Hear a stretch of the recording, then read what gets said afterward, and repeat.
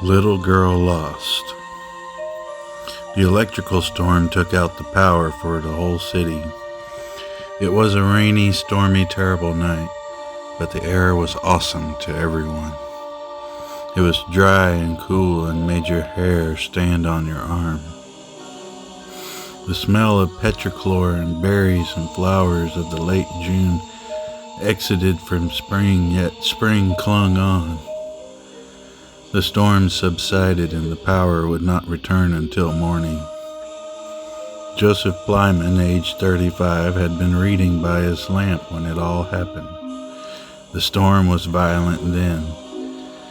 He had enough charge on his phone battery to play some music for a while. He took a nap and woke up at 11 p.m. The power was still off and the clouds were gone from the sky above the dark, wet ground.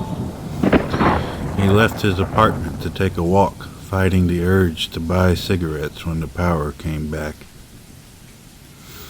He said to himself that he needed to prioritize his health and finances, and he was determined to stick to his guns. Earlier in the day, he turned down free booze. It was a party for his sister's birthday. The Saturday was sunny and hot until mid-afternoon when some suspicious rain clouds came to wash away the heat. It came down to 58 degrees as the lightning and thunder persisted for 5 hours.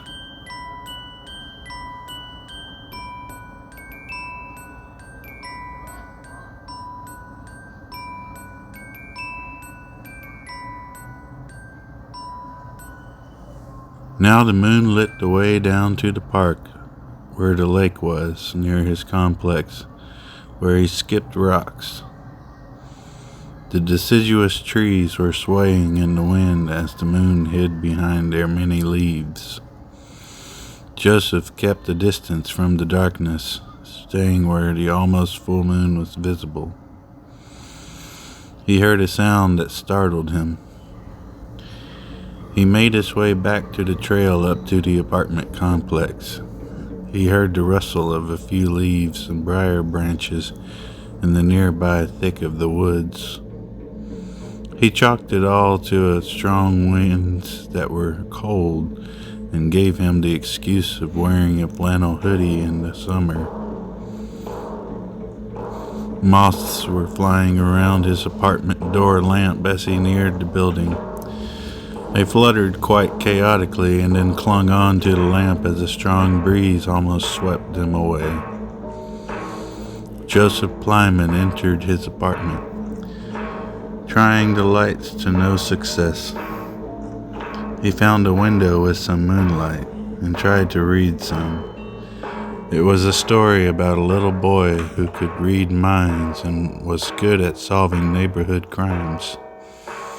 A streaming network just adapted it to a show that Joseph wanted to watch, but insisted on reading it first. He lit a candle to help the moon light his way.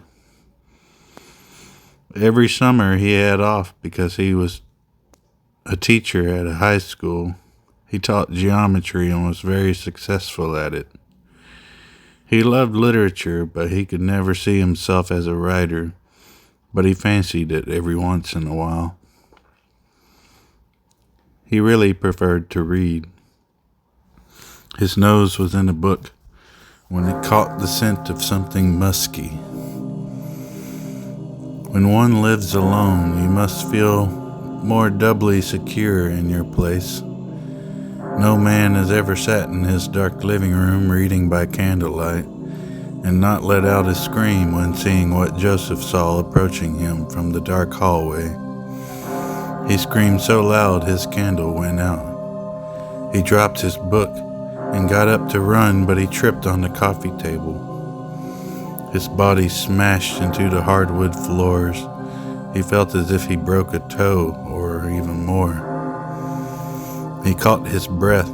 Catching another glimpse at what stood before him, he backed away closer to the couch. "Hello?" the mud-covered woman said to him. She had leaves in her hair. She was looking at him with an uncanny curiosity. "What are you doing in my house?" Joseph shouted from the floor. "I followed you from the park," she said with ambiguous flair. "So? Why? What are you doing here?" Joseph was upset.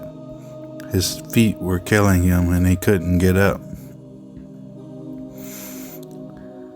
"I'm so very sorry to scare you." She stepped into the moonlight near his window. "I got caught out in the storm." She looked at him. She had a very attractive face and a very attractive form. Other than the mud, she was quite a beautiful woman. "You're not answering my question. What gives you the right to come into my home and scare me like that?" "I'm so very sorry," she said again. She began to cry tears which slid down tracks on her dusty and muddy face. Joseph got a better look at her. "Susanna?" It was his sister's friend who had been at the party. "Yes," she finally said. "Why didn't you just knock on my door? I would have let you in." "I'm so sorry. It won't happen again." She told him how she was on a medicine that supposedly helps with cigarette cravings. She handed him her pack because, "I know you smoke, Joe. You might as well have these. These meds work, but they really mess me up sometimes." "Mess you up how?" he asked her, handing her a damp towel and a big t-shirt and some adjustable swim trunks for her to change into after she showered. "After the party, I went to the park, but I don't remember going. I was just 1 minute leaving the party, the next minute I'm at the park. It wasn't storming anymore, but I have this mud all over me and I don't know why. My whole back is bruised," she showed him. Joseph told her to stop taking the medicine.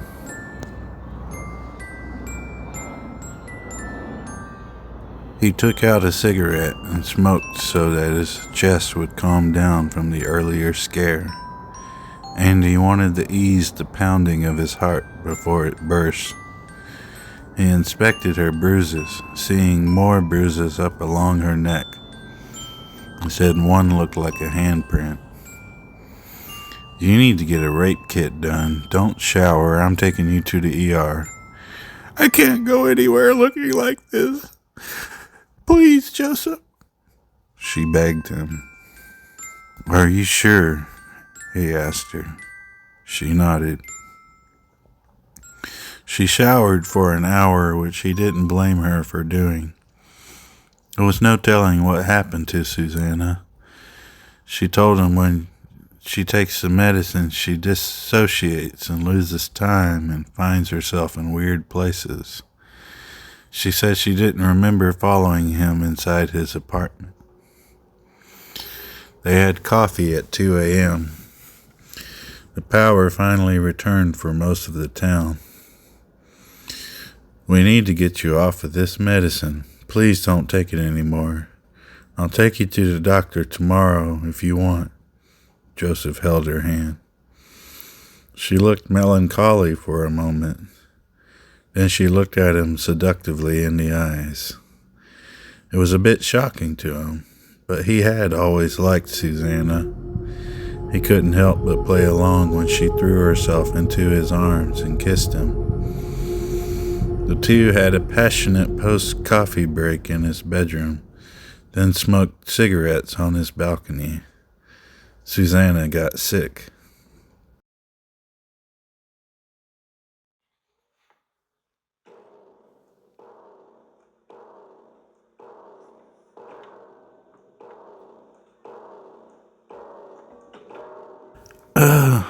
I'm not supposed to smoke on these meds.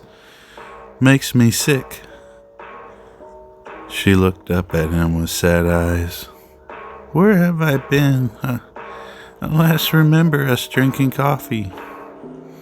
Joseph bit his tongue. He lied and told her they watched television. He knew that she didn't believe him. He swore to himself he wouldn't entertain her affections again, especially if they were at the mercy of her disassociation. "Let me drive you home," he said to her. She asked, "Can I stay? Can I sleep next to you?" She didn't seem different or changed. "Is that weird?" "That's fine, just no funny business if you change again." The two acknowledged that they both knew she was having deeper difficulties than previously thought. They cuddled and fell asleep until Sunday at noon. Joseph woke up and Susanna was not there. His phone was dead, and so he put it on the charger. He cooked himself some sausage and eggs with bell peppers and onions, all smothered in melted cheese. He threw in some waffles in the toaster with a pool of maple syrup on one plate and a hot sauce-covered omelet on his other plate. His phone finally charged completely, and he saw 7 missed calls from Anna, his sister.